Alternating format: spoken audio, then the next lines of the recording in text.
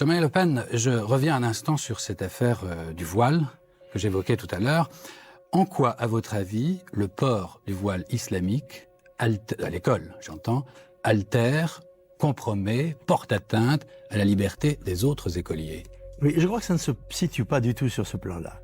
Je crois que la religion islamique est une religion qui n'a jamais réussi à s'établir de façon pacifique dans un pays chrétien. L'islam vous fait peur? Ah oui, l'islam me fait peur d'abord parce que il est en formidable expansion démographique et en formidable tension religieuse. Et dans tout cela, rien de tout cela n'est objectivement méprisable. Mais c'est une force étrangère qui se constitue et qui est animée, comme les forces en expansion, d'une volonté de conquête, même inconsciente, si vous voulez. Et moi, mon devoir d'homme public français, c'est de protéger la France et les Français, les Européens et l'Europe, des tentatives hégémoniques qui viennent de l'extérieur. Mais des deux religions, les deux religions actuellement principales en France, du christianisme ou de l'islam, y en a-t-il, elles sont-elles de même valeur ou à votre avis, y en a-t-il une qui a une supériorité sur l'autre? Bien sûr que oui, il y en a une qui est chez elle ici, dans son espace historique, c'est la religion chrétienne.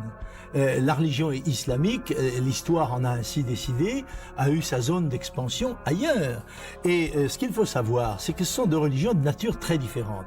Car il y en a une qui mêle de façon en quelque sorte inextricable le social, le politique et le religieux, c'est l'islam, et l'autre où cette séparation s'est faite peut-être même de manière excessive.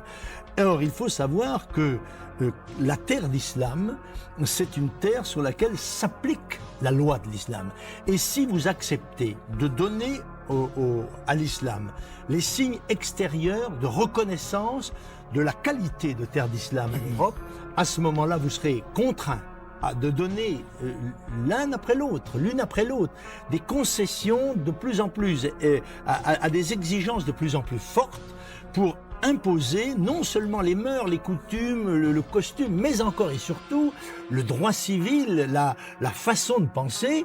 Or, nous avons droit français à nos lois, à nos mœurs. Et si les gens viennent chez nous, quelle que soit leur motivation, ils sont tous astreints, comme moi je le suis quand je vais à l'étranger, à respecter nos lois, nos mœurs et nos coutumes.